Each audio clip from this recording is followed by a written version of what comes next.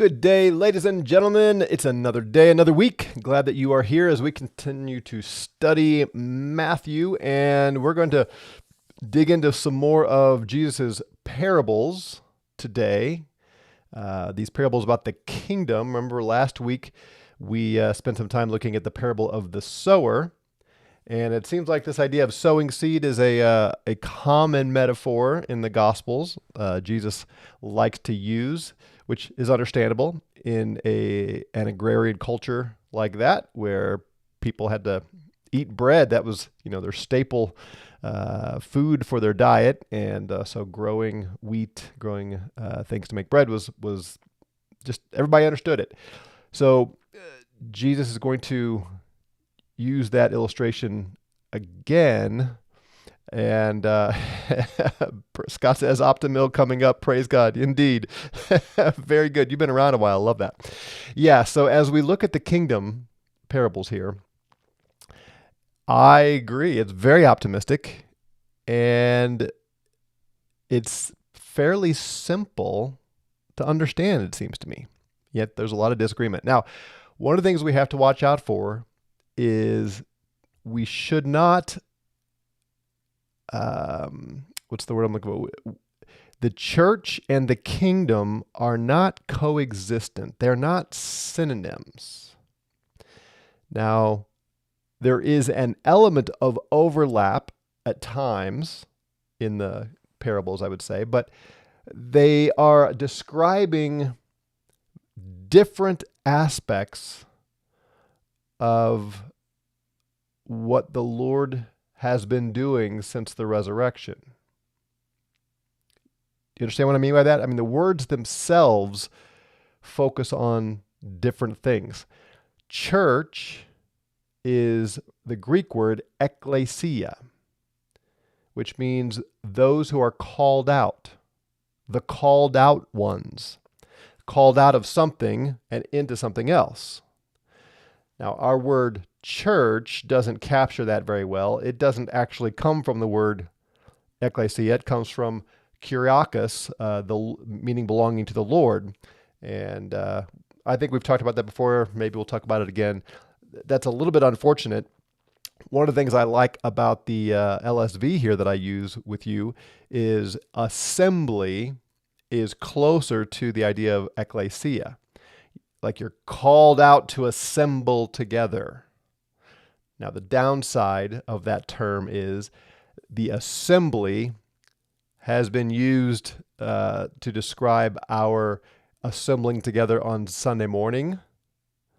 And so it still lends itself to thinking, the church is sort of only the church when it gathers together on Sunday morning or something, which is just so foreign to the New Testament concept.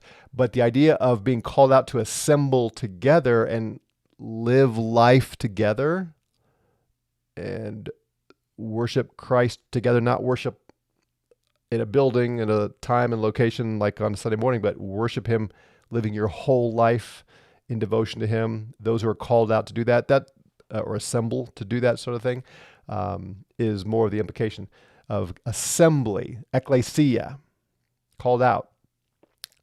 Kingdom is quite different, isn't it? What is a kingdom? Well, it's where the king reigns and those who are citizens of the nation over which the king is ruler, that kind of thing. Now, I don't mean any of those to be a perfect definition here. I'm just trying to draw your attention to how the word ekklesia, called out ones, doesn't communicate the same thing, doesn't express the same thing as kingdom. Are you following the distinction there? Am I making too much of this? It seems worth the trip here because I think we easily make kingdom and church refer to precisely the same thing, and we shouldn't, in my opinion, as we look at these things. The kingdom of the heavens is the preaching that Jesus did. The kingdom of the heavens is at hand. The kingdom that Daniel spoke of in Daniel 2 is at hand, and he is the king. Sana says, are the people the same, though? No, not in every situation, although I see why you're asking that, and it sounds like they are, but let's just keep going and see if the nuance takes hold for you. All right, so Matthew 13:24, Jesus says this. Matthew says there's another allegory, another parable he set before them, saying, and this is Jesus speaking now, the kingdom of the heavens was likened to a man sowing good seed in his field. Right? So there's a man, he owns a field, and he is throwing seed, planting seed in his field, and it's good seed. And nobody comes rushing in and say, there is no good seed, no, not one.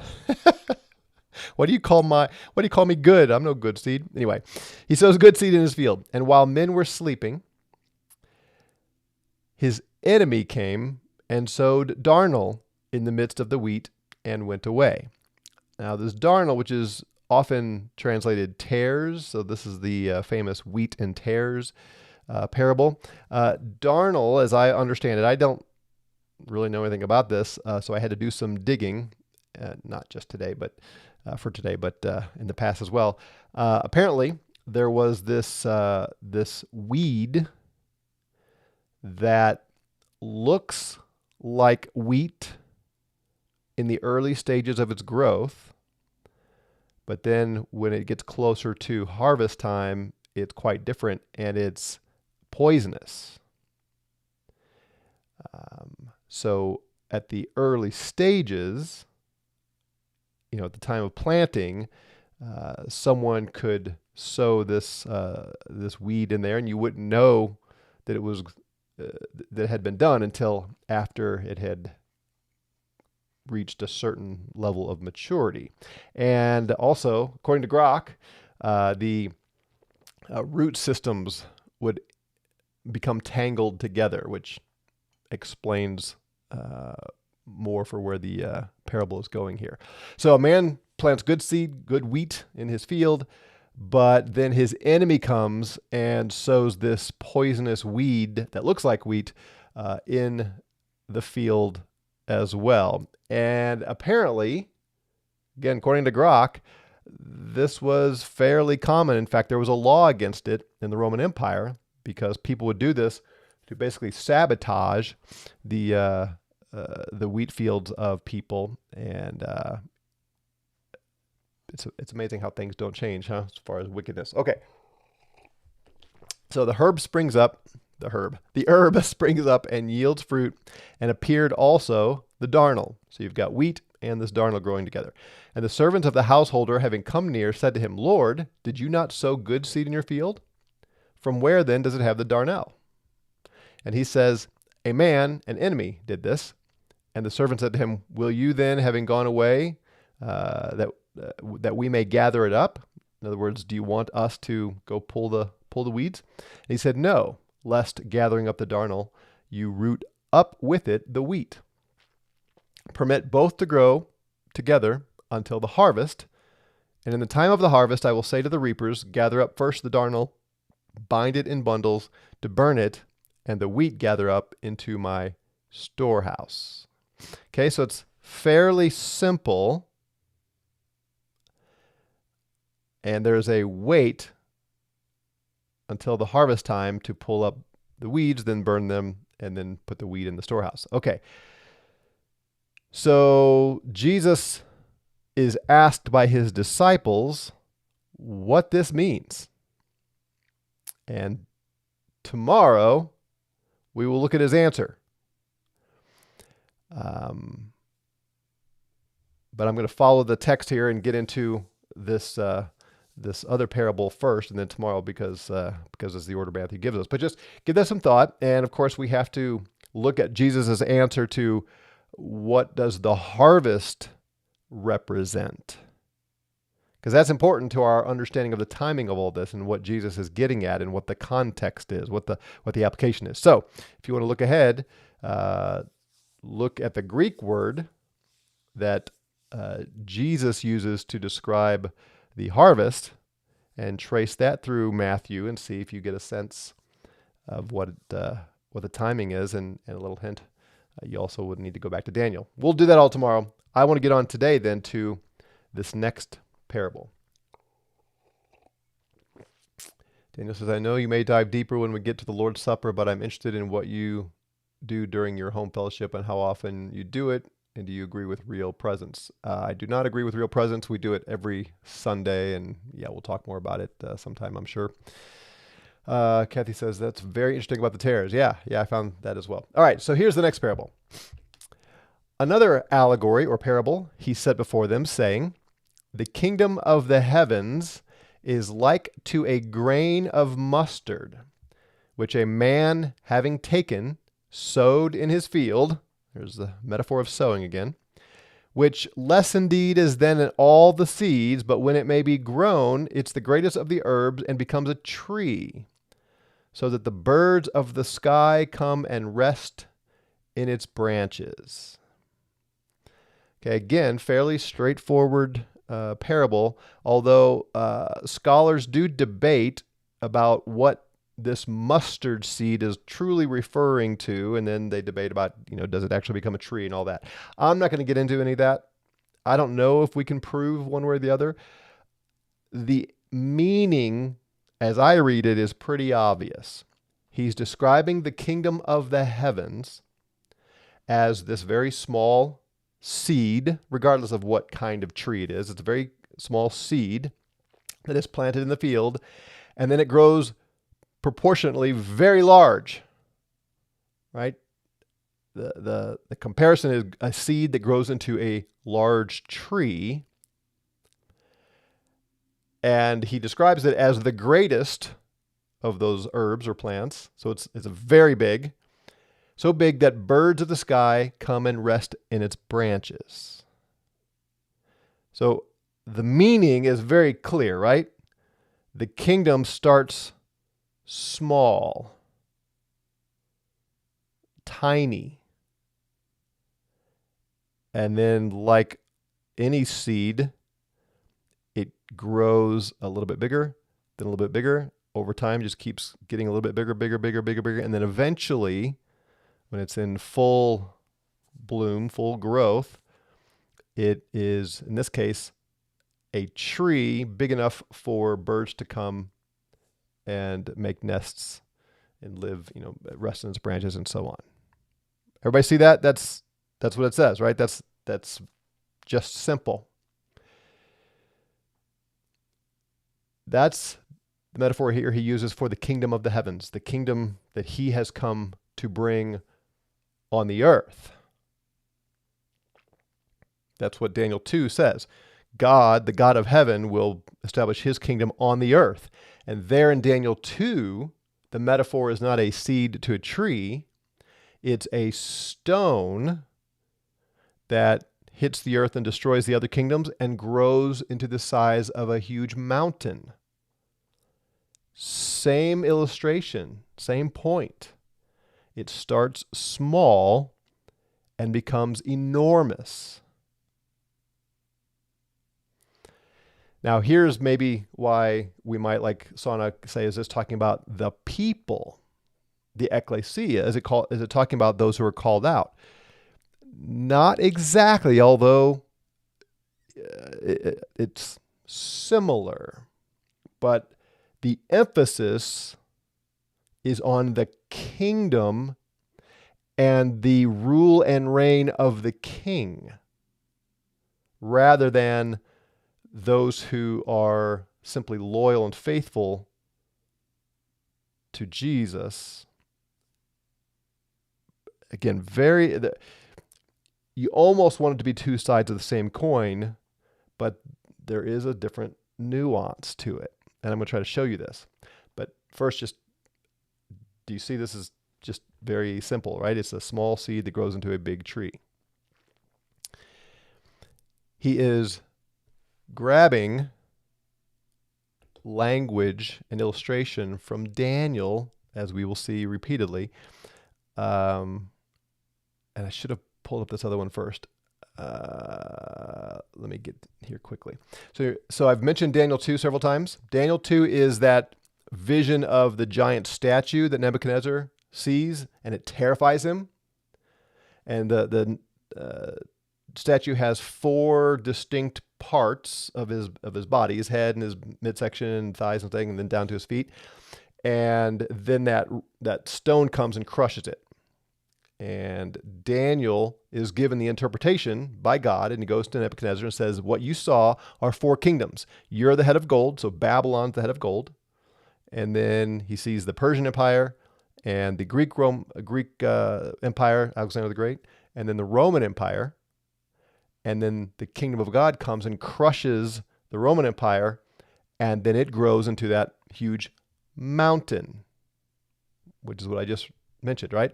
Well, in the midst of that, as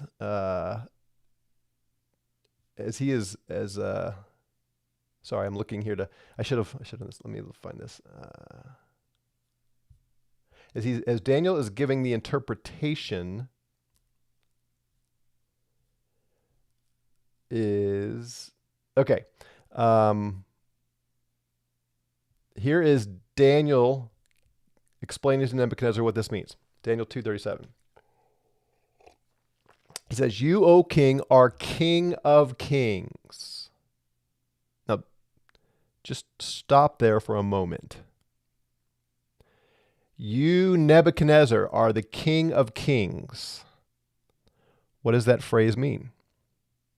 It means there are other kings and other kingdoms on the earth, but you are the king over them. They all submit to you. They all pay tribute to you. Do you see that?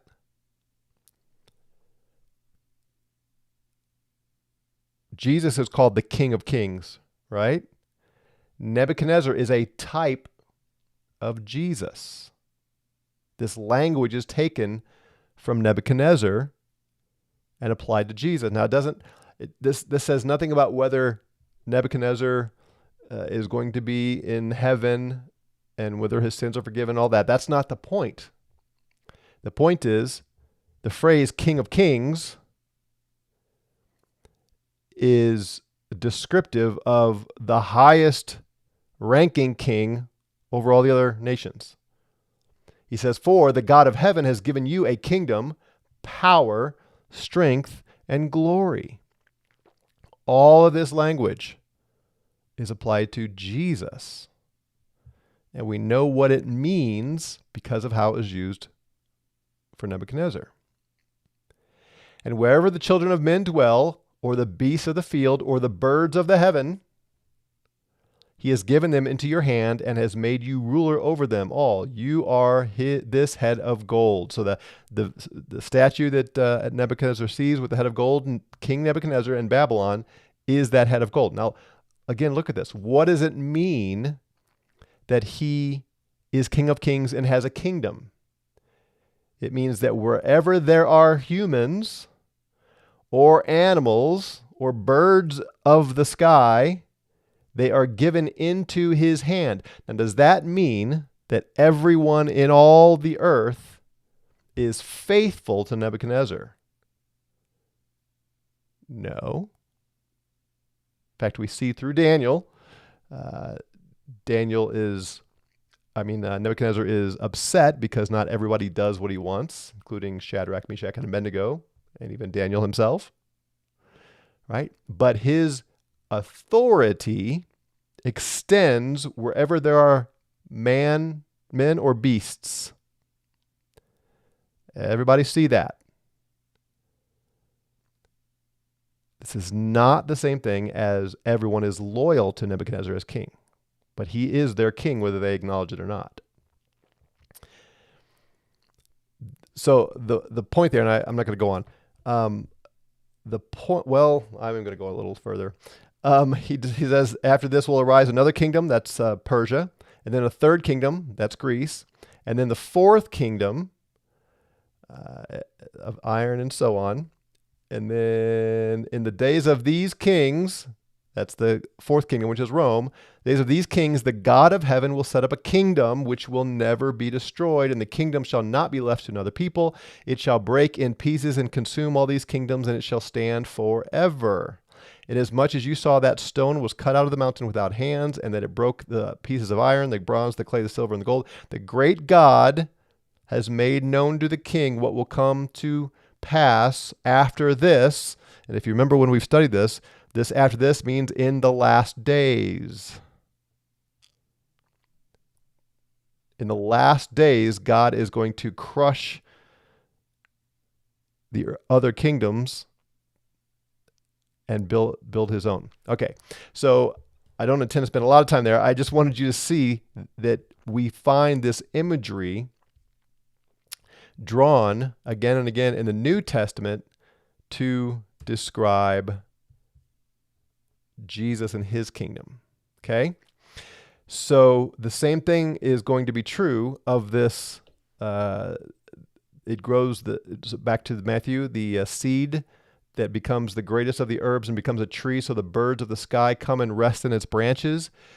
That is an allusion probably to a couple different Old Testament passages, one in Ezekiel, possibly something in Zechariah, but I think it's clearest here again in Daniel. So again, later on in Daniel 4, Nebuchadnezzar has another vision, and he asks Daniel to come give the interpretation because he is convinced Daniel knows these things, and he does because God gives Daniel the interpretation. So starting in verse 10, Nebuchadnezzar says, "These were the visions of my head while on my bed. I was looking, and behold, a tree in the midst of the earth, and its height was great." So Nebuchadnezzar saw a huge tree. The tree grew and became strong. Its height reached to the heavens, and it could be seen to the ends of all the earth. So there's this huge tree that grows so high up into the sky that you could see it at the very end of the earth. Don't ask. And so I know some of you want to ask. The worldview here is of a flat earth. It just is. Okay, back to the tree. Its leaves were lovely, its fruit abundant, and in it was food for all. Okay, so it has beautiful leaves, and it produces enough food for everybody to eat. The beasts of the field found shade under it, and the birds of the heavens dwelt in its branches, and all flesh was fed from it. Okay, so you see the parallel here to Jesus' parable? The birds of the heaven dwell in its branches, this huge tree that gives shade to all the creatures, and everyone gets food from it. What is this all about? He says, "I saw in the visions in my head while on my bed, and there was a watcher, a holy one." This is an angelic being coming down from heaven. He cried aloud and said thus, "Chop down the tree and cut off its branches, strip off its leaves and scatter its fruit. Let the beasts get out from under it and the birds from its branches.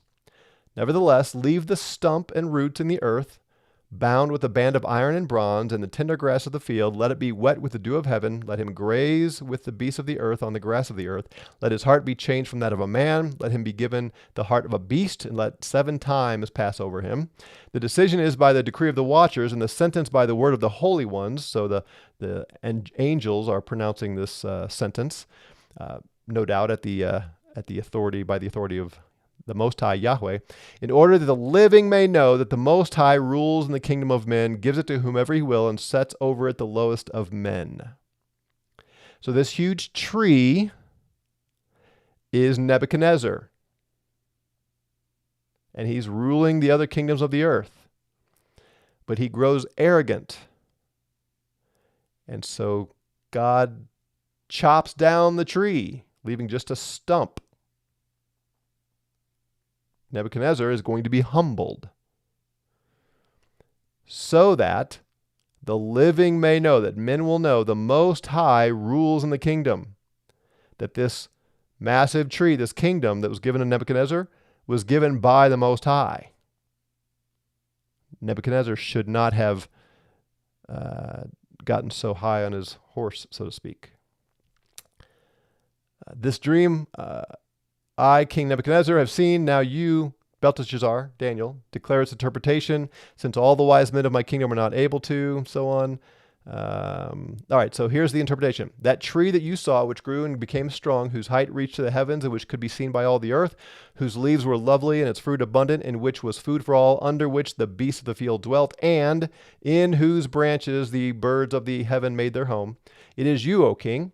You have grown and become strong, for your greatness has grown and reaches to the heavens, and your dominion to the end of the earth. Okay, I don't care for this conversation what this means for Nebuchadnezzar.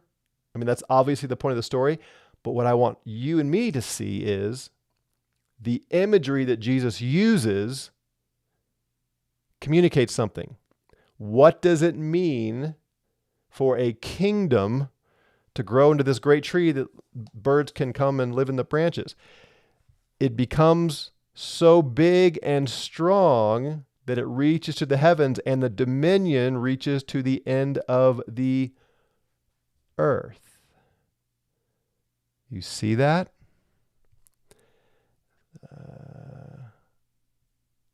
Yeah, and I don't think I need to look at the rest of it because it's all about Nebuchadnezzar. So what is the point?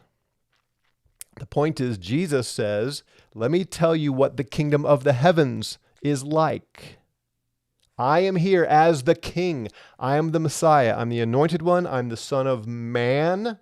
I'm the son of David. And the term son of David means I'm going to sit on the throne of my father David. A throne is a term of kingship and authority and dominion. All of these terms he has used to describe himself here in Matthew. I am the king of the kingdom that Daniel saw in chapter 2 of Daniel. That's what Jesus is saying self-consciously throughout. That's again why he says, repent, for the kingdom of the heavens is at hand. It's not thousands of years in the future. It's here. It's now. That's why he sent John the Baptist, or God did, to proclaim, repent, for the kingdom of the heavens is at hand. Not that it's going to be announced now and fulfilled some thousands of years later. No, it is here. Well, what is it like, Jesus? You're this man walking around. You've got 12 men who are following you. You've got a few others that come and go, and they seem to be excited about the healing and stuff, but you keep telling them that they have ears and can't hear, and they don't really understand what's going on. So it sure sounds like your kingdom is not very impressive. Jesus says, well, let me tell you what it's like. It's like a grain that a man sows in his field, a little seed, which even though it is a very small seed at the beginning, when it is grown, it's the greatest of the herbs and becomes a tree so large that the birds of the sky can come rest in its branches. What does that language mean? It's going to have dominion from one end of the earth to the other. And it's going to give fruit so that the nations can feed on it, and the beasts are going to come be protected by it. Jesus is going to be the king over all the other kingdoms on the earth.